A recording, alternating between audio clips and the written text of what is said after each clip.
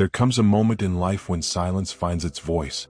It's a whisper that seems to arise from within and echo outward, as though the universe itself is trying to communicate directly with the essence of who you are. This is the calling, a melody that doesn't play to the ears but resonates within the soul. Have you ever felt something like this? An unexplainable restlessness, a feeling that there's something greater, something extraordinary, waiting for you beyond the routines and roles the world has assigned to you? Being chosen doesn't mean being special in the conventional sense. It's not a title or a privilege granted by chance. Rather, it's the realization that your existence is not accidental. Think of the stars scattered across the sky, each fulfilling its unique role in a cosmic tapestry. This is how the spiritual calling feels. An inner awakening that aligns you with something greater than yourself, like a star recognizing its place in the universe. When great philosophers speak of purpose, they often describe it as a sufficient reason. For Socrates, it was found in self-examination. For Buddha, in enlightenment. And for many of us, it's something we feel but cannot yet name. It's a heart that beats differently when considering certain paths, a restlessness that propels us forward even when we try to resist. Perhaps you've tried to ignore this echo, drowning it out with commitments, distractions, or doubts. But the calling is persistent. It dances in the shadows of your consciousness, reigniting during sleepless nights or unexpected moments of silence. It doesn't force but invites. It doesn't command but suggests. It's like the wind, invisible yet unmistakable when it touches you. Allow yourself a moment to reflect.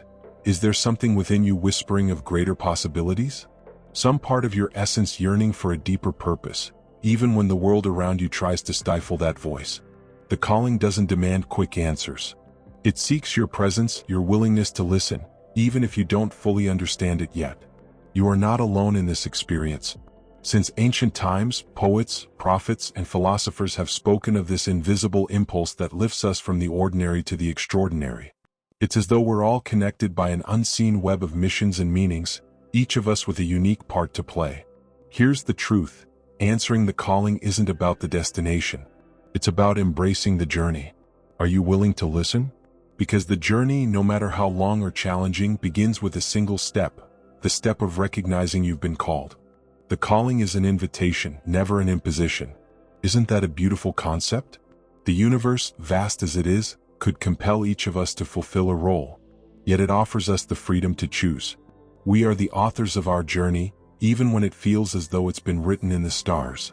Free will is the gift that makes us co-creators of our existence.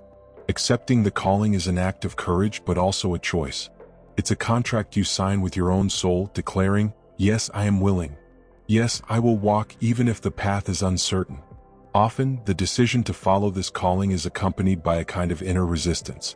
Perhaps you've felt this, a conflict between the comfort of staying where you are and the restlessness of responding to something that can no longer be ignored.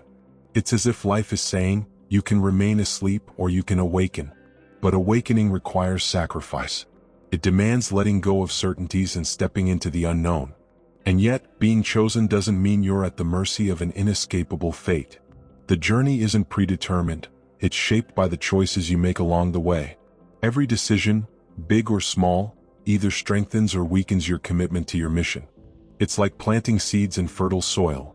What you cultivate, nurture, and protect will determine what blooms. Remember this: protecting your purpose starts with choosing to move toward it despite adversity.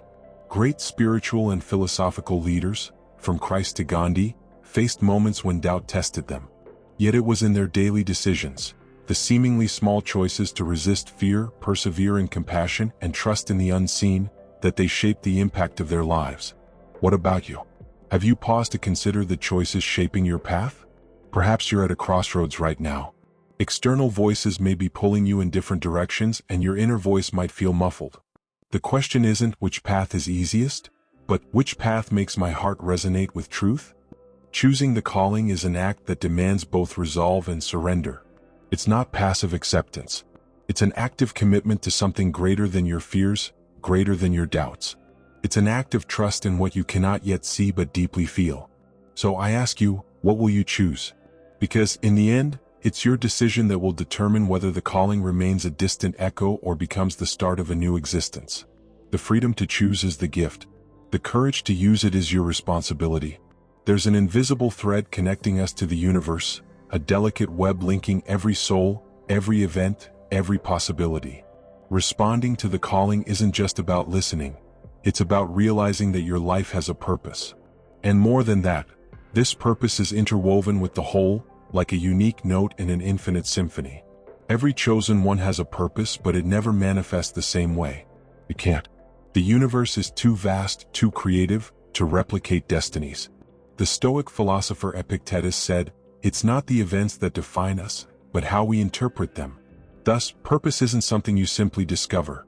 It's something you build, brick by brick, based on the calling you feel and the choices you make. Your purpose might be to teach, to heal, to inspire, or simply to exist as a beacon of light in a world consumed by darkness. Some missions seem grand in the eyes of the world, while others are silent, almost invisible, yet equally transformative. A kind word in a moment of despair, a smile that sparks hope in a weary heart, all of this is purpose in action. Take a moment to consider the trees in a forest. Some are towering, stretching their branches toward the sky. Others are small, almost hidden, yet essential to the life around them. Each plays an irreplaceable role in the ecosystem. So it is with us. Your purpose is unique, and the world needs it exactly as it is, unchanged, incomparable. You may wonder, how can I find my purpose? The answer isn't in formulas or a single path. It's in listening, paying attention to the signs life gives you, the passions burning in your heart, the talents you almost undervalue because they feel too natural. Purpose isn't a burden, it's a revelation of who you already are. Still, remember, purpose isn't static. It molds and evolves as you progress on your journey. What seems to be your mission today may expand tomorrow, opening new doors and presenting new challenges. Don't worry about defining everything rigidly. Instead, allow your purpose to flow, like a river finding new paths along its course. The world is waiting for what only you can offer. No matter how small or grand your mission may seem, it is indispensable to the harmony of the whole. And perhaps as you look within, you'll realize that true purpose isn't just about what you do, but how you live, how you give, how you connect. Your light is unique. May your purpose amplify it, and may your connection to the universe guide every step of your journey. Thus, do not fear recognizing your vulnerabilities, but protect them with care. They do not define who you are, but they are part of what makes you unique. By protecting them, you are, in fact, protecting yourself and the purpose you were called to fulfill. Silence is a portal to the infinite. In a world that shouts in every direction, where every moment is filled with noise, demands, and distractions, silence remains a sacred refuge. It is not empty, it is full. It is not absence, it is presence. In silence, the divine whispers and the soul listens. Throughout history, great spiritual masters have found in silence a path to understanding the universe and themselves. Jesus withdrew to solitary deserts. Buddha reached enlightenment in deep stillness beneath the Bodhi tree. Ancient Greek sages, such as Pythagoras, taught that silence was not just a practice but a discipline, a means to hear the deepest truths that the speaking mind cannot comprehend. Have you noticed how silence has the power to reveal hidden things? When we step away from incessant noise, we begin to perceive what lies beneath the surface. The fears we avoid facing, the questions we never dare to ask, the answers that have always been within us. Silence is a mirror. It reflects not only our vulnerabilities but also our strength, our light, our calling. But cultivating silence is not easy. It demands courage because it confronts us with who we truly are. There is a moment upon entering this space when the internal chaos seems to grow louder. It is the mind, reluctant to yield, trying to fill the void with thoughts, worries, and voices from the past. Persist. Like a river that needs time to settle and reveal what lies at its bed, your inner self also requires this process. Silence is not merely a state of wordlessness, it is an attitude. It can be found anywhere, even amid noise. It is present when you choose to listen without interrupting, when you pause before responding, when you allow yourself to contemplate rather than react. It is the space between an inhale and an exhale, the stillness where peace resides. Make silence a habit, a sacred ritual within your routine. It could be a moment in the morning when the world still sleeps, or at night when the day has yielded to rest. Close your eyes, breathe deeply, and let silence envelop you like an invisible embrace. You will find that the more you practice it, the more it becomes an ally, a source of clarity and strength. Remember, In silence, you are connecting to the heart of the universe. It is where answers arise effortlessly, where the next step reveals itself without haste. It is in silence that you find yourself, like a drop that, upon merging into the ocean, discovers it has always been part of it. Cultivate silence. It is the language of the divine and the space where you align with your purpose. Your energy is your most precious resource. It is the force that drives your mission in the world, the vibration you emit, the invisible foundation of every choice, word, and action. In the spiritual realm, energy is not something we merely possess. It is something we share, exchange, and often waste. Understanding and protecting your energy is one of the most powerful secrets to fulfilling the purpose you were called to. Imagine your energy as a sacred flame. It illuminates the path ahead but can be extinguished if not protected. This is why one of the greatest threats to the chosen are so-called energy vampires, people, situations, and even thoughts that drain your vital force. They may manifest as constant criticism, toxic environments, or even your own insecurities and fears that slowly consume your light. The ancient mystics understood that energy is the foundation of everything. In Taoism, the concept of qi, vital energy, is seen as the essence that connects and balances body, mind, and spirit. In Hinduism, prana is the life force that flows through every living being, nourishing the soul. Even modern science begins to acknowledge that our energy fields are real, shaping not only our well-being but also how we interact with the world. Protecting your energy begins with awareness. Observe where it is being wasted or drained. Are there people in your life who leave you feeling exhausted after every interaction? Are there commitments or habits that seem to sap your vitality rather than renew it? Recognizing these sources is the first step to setting boundaries. Remember, boundaries are not barriers, they are portals. They allow you to say yes to what strengthens your mission and no to what weakens it. Learning to say no is an act of love. Love for yourself and the light you carry. As the philosopher Rumi said, do not worry about protecting the candle from the wind. Worry about protecting it from within. Beyond external boundaries, it is essential to nurture your internal energy. Practices such as meditation, mindful breathing, physical exercise, and moments of rest are ways to recharge this vital force. But more than that, it is crucial to surround yourself with people and experiences that feed your soul, bringing genuine inspiration and joy. Another important aspect is the exchange of energy. The mission of a chosen one is to radiate light, but this does not mean depleting yourself to illuminate others. Remember that your energy is renewable when you connect to greater sources. The divine, nature, communities that share your vision. It is a constant flow, not a loss. Finally, honor your energy. Every act of self-care, every moment of pause, every conscious choice is a step toward protecting and strengthening the light you carry. Because, in the end, your energy is what gives life to your purpose. It is the fuel that illuminates the path for you and those who follow you. Protect it, nurture it, and use it wisely. For in the great spiritual field, energy is the currency that buys transformation. Life is a field of opposing forces. The spiritual and the physical, silence and sound, giving and receiving, every aspect of existence dances in balance. The chosen, upon answering the call, discover that their mission demands a state of harmony, not only with the outer world but, above all, with their own being.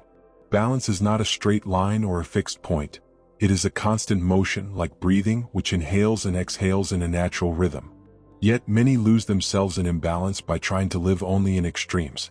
There are those who devote themselves so entirely to the spiritual that they lose their connection to the present, and others who become consumed by earthly demands, forgetting their inner light. But true strength lies in knowing how to navigate between these worlds. Consider the great spiritual and philosophical figures. Buddha found enlightenment by rejecting both extreme luxury and absolute austerity. Jesus walked among the humble but never failed to retreat for solitary prayer. Aristotle championed the golden mean, believing virtue lies in balance between excesses. These lives are testimonies that balance is not a distant goal but a daily practice. Balancing the spiritual and the physical begins with recognizing that both are essential. The body is the temple that houses the soul, and neglecting it is like ignoring the foundation of a house. At the same time, the spirit is the essence that gives purpose to existence, and neglecting it is to lose the meaning of the journey.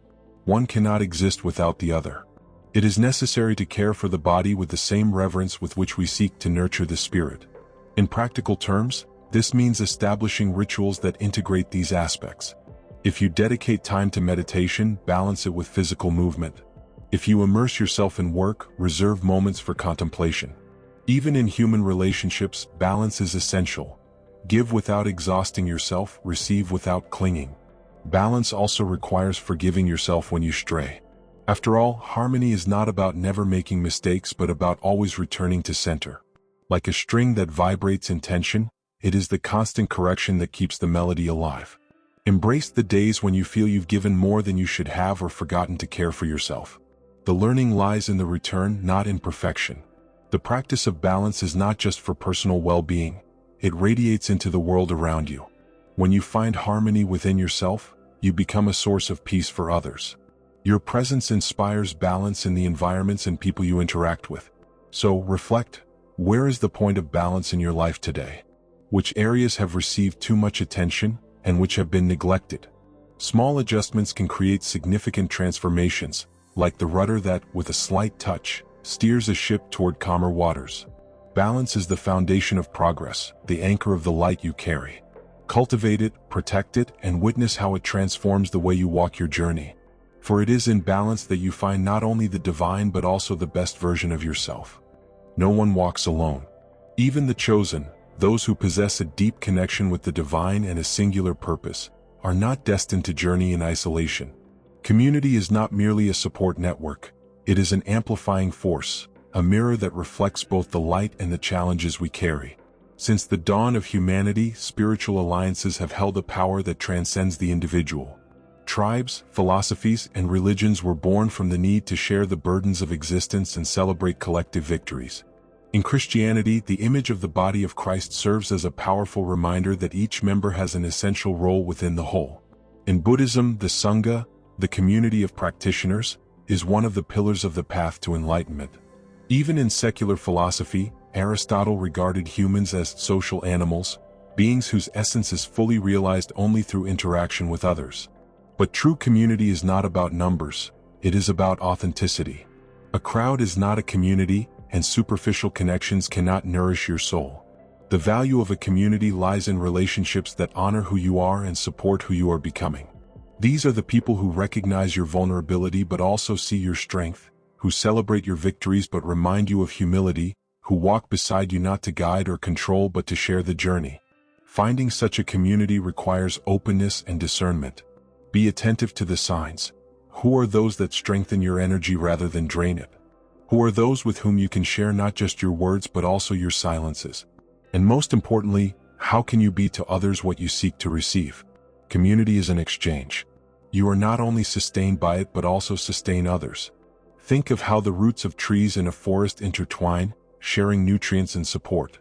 So too is true connection, a system of giving and receiving where the whole becomes stronger than the sum of its parts. However, remember that the value of a community is not in eliminating challenges but in helping you face them. A genuine community does not avoid conflict. It transforms conflict into growth. It does not seek perfection. It celebrates authenticity. It is where you can be human without masks or pretenses and still feel accepted. If you have not yet found your community, know that it is waiting for you. It may be within spiritual groups, informal connections with friends and family, or even unexpected encounters with those who share your vision and energy. The important thing is to keep your heart open and trust your intuition. Not all connections are meant to last forever, and that's okay. Some people are meant to walk with you for a while, others for the entire journey. Finally, remember that community is not just a refuge but a platform to manifest your purpose. Together, you can achieve what would be impossible alone. And in the union of individual lights, the world becomes a little brighter. Value your community, nurture your bonds, and allow yourself to be part of something greater. For even the strongest of the chosen do not carry their mission alone. Being chosen is not a title to be flaunted for recognition. It is a quiet responsibility, lived with intention and humility. In a world obsessed with applause and external validation, the true calling is an internal voice asking you to serve the divine purpose, not human expectations. Think of nature.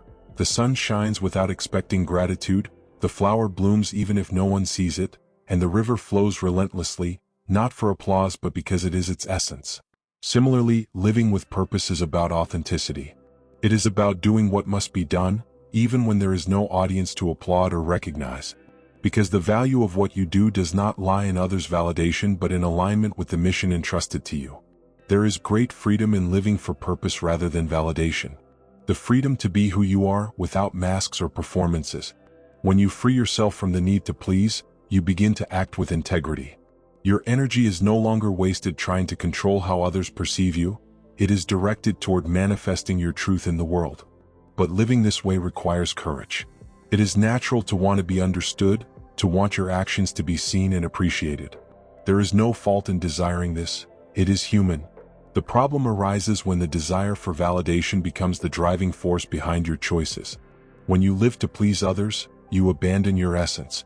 When you live to fulfill your purpose, you find true fulfillment, even if it means walking alone at times. Reflecting on this truth can be uncomfortable, but it is transformative. Ask yourself, are the choices you make daily aligned with what you truly believe, or are they shaped by the expectations of those around you? Are you building something that reflects your soul, or simply trying to fit into a mold that was never meant for you? Great spiritual and philosophical leaders lived with this integrity. Gandhi faced the misunderstanding of many to follow the path of nonviolence. Mother Teresa served the poorest without expecting recognition. Even Stoic philosophers like Marcus Aurelius remind us that others' judgments should not dictate our actions. Their impact did not come from external validation but from internal conviction. To live with purpose, it is essential to cultivate an inner silence where you can hear your own voice above the noise of the world. It is there that you will find the courage to move forward even when no one is watching. What you do in silence has more power than what you declare to the world. True transformation happens in quiet actions and invisible gestures. Remember, purpose is not about being seen, it is about being true. And the deepest validation you can receive does not come from outside but from the peace that arises when you know you are aligned with the mission you were given. Live this way, and you will discover that the joy of service is infinitely greater than the fleeting pleasure of approval. Walk with this intention. Do not live to be admired but to be authentic. Do not seek the world's validation. Seek the fulfillment that comes from serving the eternal. Loneliness is the shadow that follows the steps of those who accept the call. It is inevitable, but it is not a punishment. On the contrary, it is a sacred space where the divine molds the heart of the chosen. In this apparent emptiness, you will find not only yourself but also the silent presence of something greater that has always been there. There is a profound difference between loneliness and solitude. Loneliness can feel like a painful void, while solitude is a meeting with oneself. Great spiritual masters deeply understood this. Jesus prayed in the desert, isolated from the world. Muhammad received revelations in the silence of the mountains. Even philosophers like Descartes sought introspection to understand the essence of existence. Solitude is not absence, it is a deeper presence. You may have felt the weight of being alone, especially in moments of great decisions or transitions. But remember, it is in solitude that the greatest transformations occur. Just as gold is refined by fire, the heart of the chosen is shaped during these periods of isolation. Do not flee from them, embrace them as part of the process. However, accepting solitude does not mean falling into permanent isolation. Solitude is a temporary state that renews your strength, while isolation can make you blind to the call of community and connections. It is a delicate balance, withdrawing enough to hear yourself but not so much that you silence others.